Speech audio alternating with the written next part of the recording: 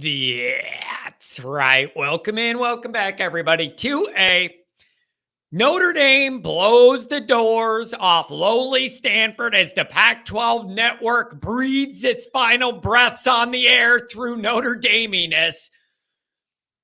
And now everybody's in their mind about what all of this was this year and where we're at and where we need to go and where we're not and where we want to be.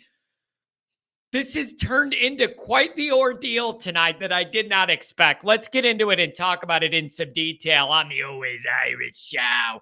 As always, you can find that program on YouTube. Do it. Subscribe if you haven't yet. Appreciate it very much. Give the video a thumbs up. Helps Johnny out as well. Notifications on that way you alerted every time something rattles around in John's brain and you got to see it.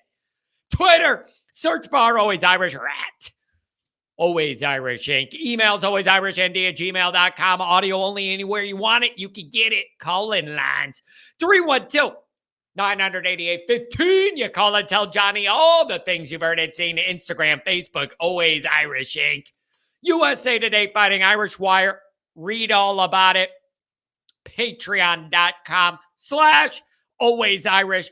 Former Notre Dame captain, leading tackler, I might add. Mike Goolsby is my partner on that venture. We got stuff you're not going to get anywhere else. Off-season interview season. Former Notre Dame big shot names coming through. That's what we're going to do. Be there.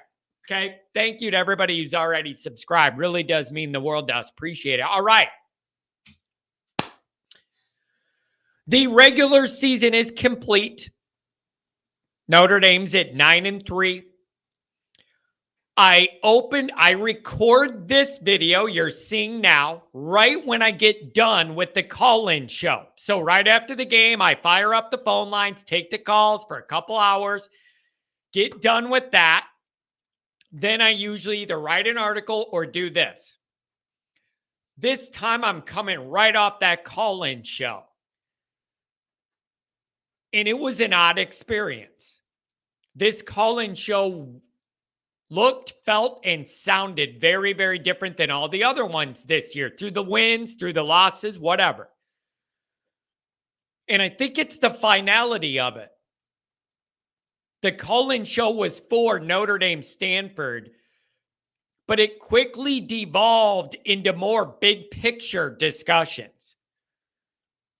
Bigger picture arguments. What parts of the team are where we want them or not, and why, and what do we need to do? A lot of debating over, was this year a success or a failure? What do you make of Freeman? Like, it turned into all of that.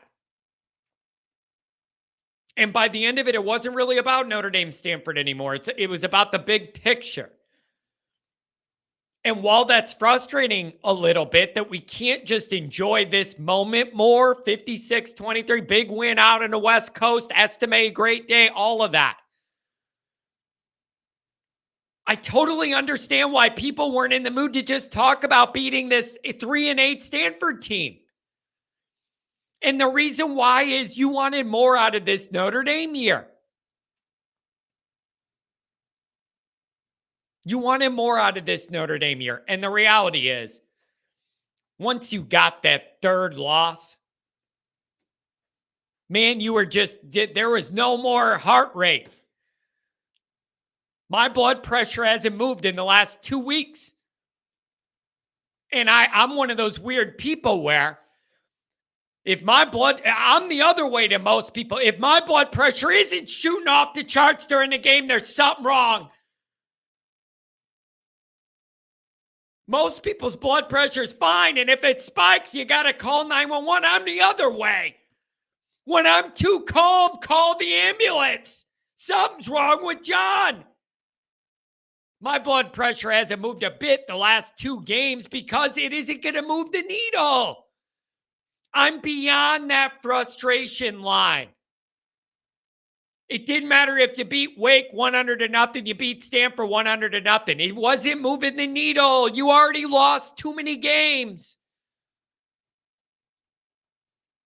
And so the last 2 weeks have been so hard to watch because my blood pressure isn't going to move. We're just past that line. And that's a frustration. And so, listen, I get it. There's just big picture concerns are there. Everybody knew or should have known when Marcus got this job, there was going to be a learning curve. And the powers that be apparently were okay with that and understanding of that. Some of the fans are really frustrated with it, and I get it. Here's where I'm at.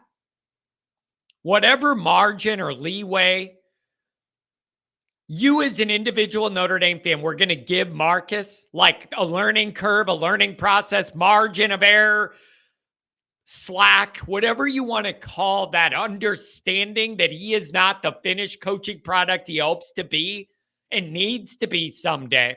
Here's where I'm at. I knew there was going to be a learning curve. I needed to curve a little faster. Like, you weren't getting Nick Saban and all of his experience and all those battles and all those skins on the wall and all that been there, done this, know how to get through this. You weren't going to get that out of this because it's impossible to get from a guy that's learning. My frustration is some of this I feel like should be a little further ahead than where I wanted it. And that's making me a little uncomfortable. And also the 3 losses, I've said this before. It isn't just the 3 losses. It's the unique feel and nature of how you arrived at each 3. I say that all the time. If you play good, clean, hard-fought games, you're ready to go, and the other team just beats you at the end, it would hurt, but most people could live with that. Neither of these 3 losses were that. You no-showed 2 of them inexplicably for no reason. And then one of them, you had 20 different plays on the field and a few coaching decisions. And if you do any one of them different, you win that game. So that is a frustration.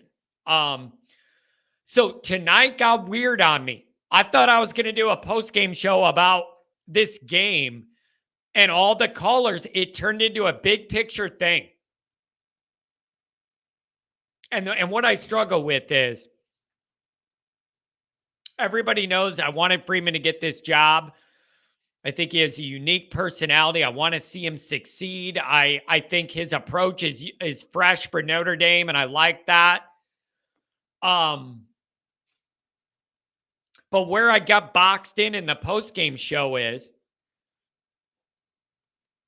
I'm a Freeman guy, and it's like, you're a Freeman guy. And then there's people over here going, this is Notre Dame. We have standards. This is unacceptable. Well, we've had these 2 years. Yeah, I don't want Freeman here. Get rid of him. And so there's the for Freeman, and I'm that guy since I wanted him from the beginning, and it's all that. And so I'm this Freeman guy. And then there's other people. This isn't for learning on the job. Too many mistakes. Marcus 10-man instead of Freeman. Gotta go. Nobody wants to work in the middle. Nobody wants to work in the middle. So I'm taking a lot of bullets for being a Freeman guy. I could be a Freeman guy while admitting he ain't a finished product and he's got to tighten the operation up in a lot of areas real damn fast. Just because I supported Freeman doesn't mean that he has a free pass to do whatever he wants and I'm never going to criticize him. Just because I wanted Freeman to get the job doesn't mean I'm going to come on here and tell you he's not doing anything wrong and that all the losses are due to Hartman and due to Parker and due to the O-line, everybody but Freeman, and he's perfect. I'm not saying that.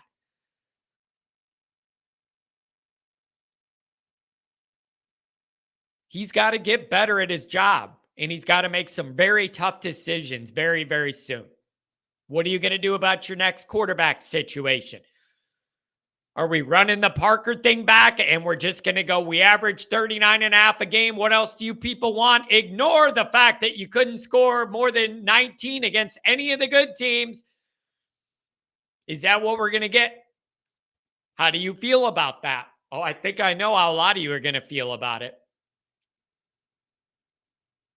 there's a lot of nuance here people aren't entertaining. I'm a Freeman guy, but that doesn't mean I can't say that he needs to get a lot better at shit. Because he does. The in-game coaching stuff, end of the rope. No more patience, bro. I have no more patience for the time mismanagement and the 10 guy on the field. And no. Like, he's got to tighten all that in-game stuff up. Everybody wants black and white, and there's no middle ground to operate. I feel like people either want you to be Freeman is perfect and he's God and he doesn't need to change at all because you wanted him hired in the beginning, or fire him. I don't think either of those positions are the most reasonable right now.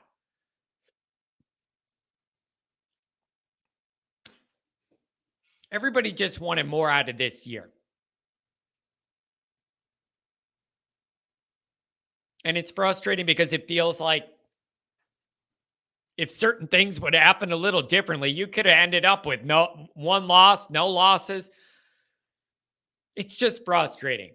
And so I ended up in a weird spot on the postgame show. It just became kind of this bigger picture discussion with a lot of people with really strong thoughts, all these different places. And it's just the nuance is hard to come by. So yeah, I supported Freeman. Does that mean he's doing a perfect job? Absolutely not. He's got to get better in a lot of areas and get his guys to be better in a lot of areas. That being said, let's go over a few points from this game. But I was a little surprised at the angles that came out on the call-in show right after. Maybe I shouldn't be, because it was the last game of the year. So maybe I should have expected more bigger picture retrospectives. I don't know. But a lot of this exists in the middle ground nobody wants to work in. Like, there's a reason people don't win the presidency being a middle ground independent. Like, I like some right-leaning ideas and some left, and I blend them, and I'm in the middle, and I'm reasonable. There's a reason that don't win. Everybody wants you to be way over here, way over here. The middle's a tough place to be in a lot of things. And it comes off as a cop-out. That's the other thing. People say I'm a cop-out when I wanted Freeman, but I'm also saying he has to get better at stuff. It's like, well, pick a lane. That is my lane.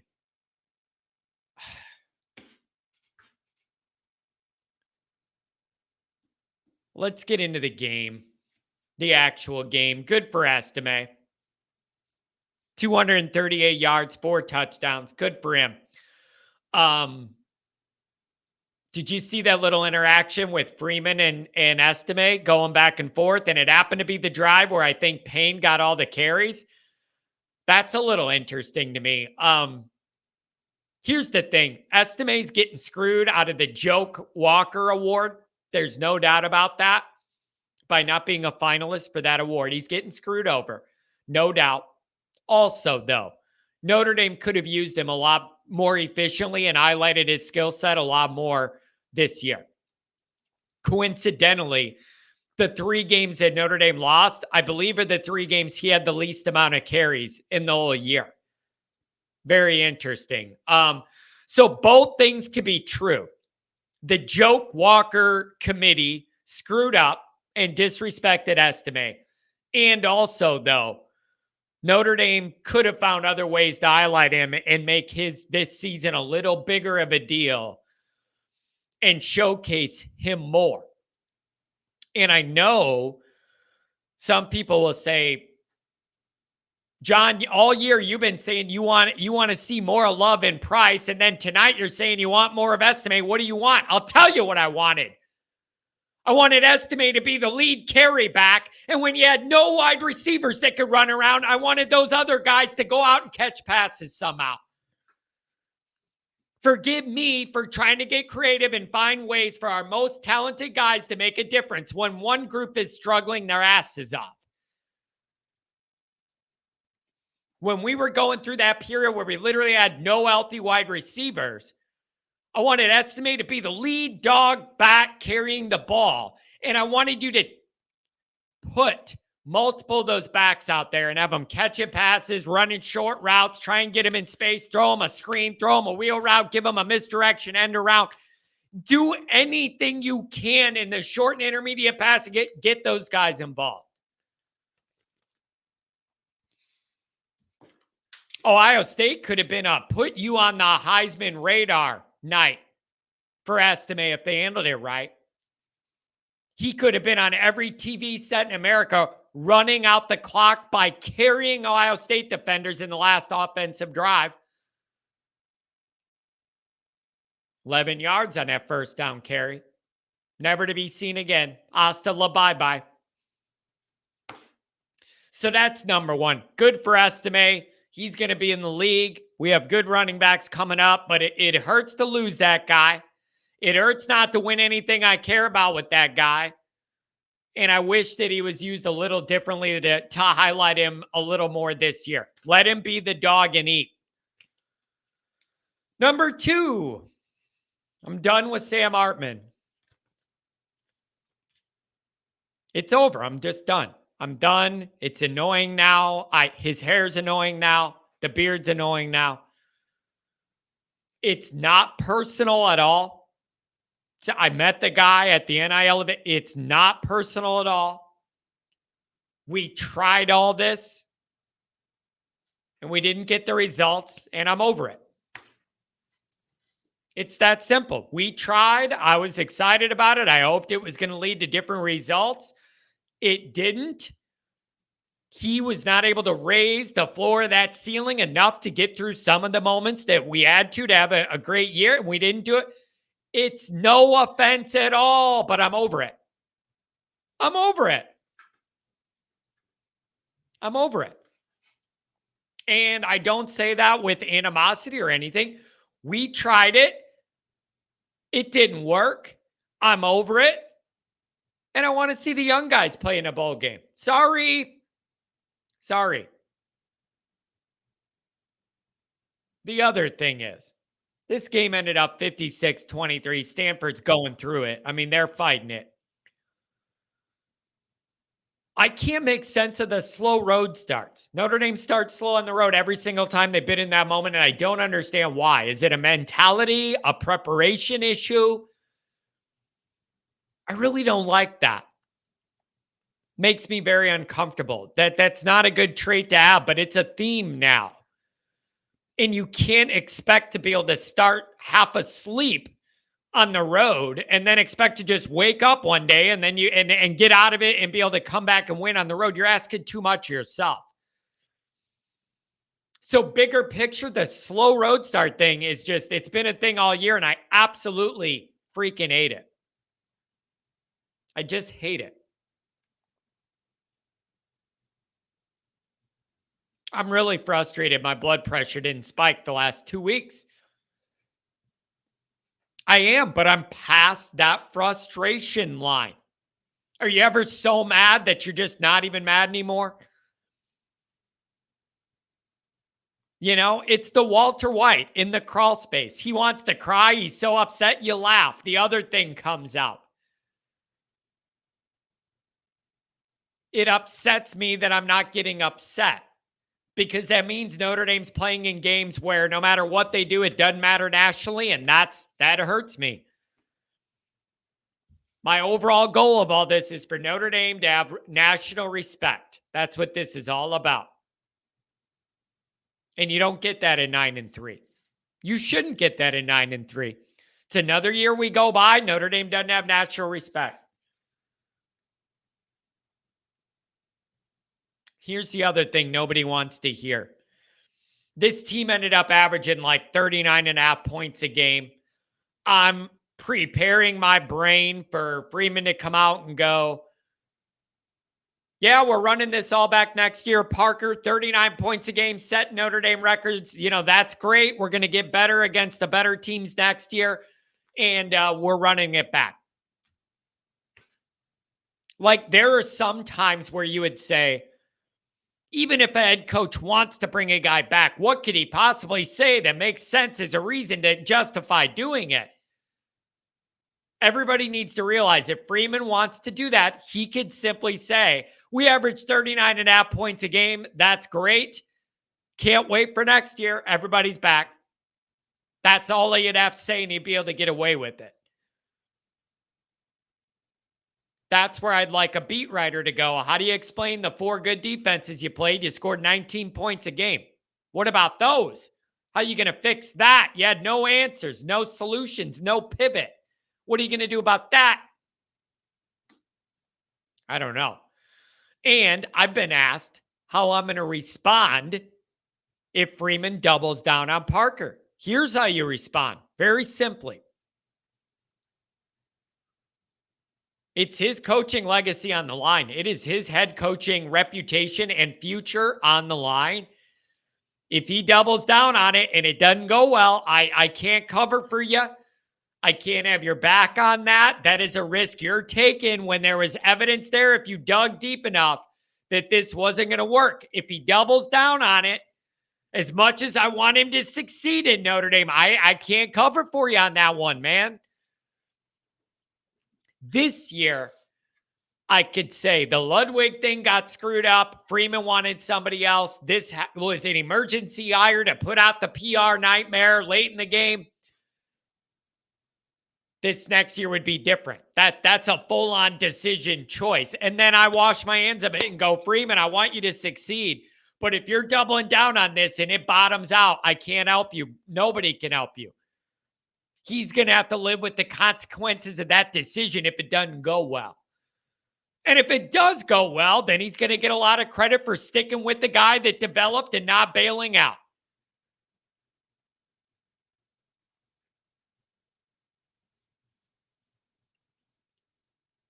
Weird year. Really, really weird year. A lot of ups and a lot of downs. It just feels like the downs stick around more than the ups. What a journey. The final thing I'll end with is this. Man, it's wild. All summer, the days and the weeks seem to just go by so slow. And you go, when am I going to get to the season? We need football. When are we going to get to the season? And then once the season finally gets to all those lazy summer nights and all those Saturday night, late night shows arguing about all this bigger picture, all of it, it feels like time moves still. And then we get into the season and it feels like in 2 seconds, you're through all your games and the buys and you're at the back end of it. It's wild. Man, I love college football and that journey. I love it. So I don't know, you guys, a lot of reflection, and tonight's not the night for that. I was hoping tonight would be about this game. And then we have all the weeks till the bowl game to get into bigger picture discussions and all that. But we didn't get that far, man. Really early on that call-in show, everything went to the big picture. And I get it. I get it. You just wanted a little more this year. You wanted to feel like you were getting closer into that elite than it feels like we are. You know, you could ask how much progress was there this year? Like a defined amount of progress. And is that just a record thing or what it looks like within the record? How do you separate out parts of the team that are good and then some aren't good enough? I don't know, man. But the good news is we're going to have all winter to debate all of it every day. Every day. So I don't know. Weird night.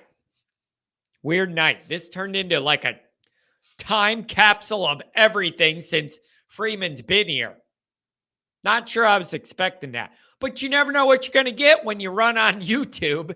That's the way it goes. Anyways, thank you to everybody that's been along for this journey through this season. Jumped on board Always Irish. Subscribe to this. Subscribe to the Patreon. Chat, donate, call, troll, whatever it is, man. I couldn't do any of this. There'd be none of this without you guys. And I really appreciate it. My dream is I think about this more than I want to admit. My greatest dream for this channel is to be able to come on here some night when Notre Dame actually has accomplished something truly special and be able to enjoy that moment with all my people. And that's what motivates me to do this, is thinking about that day.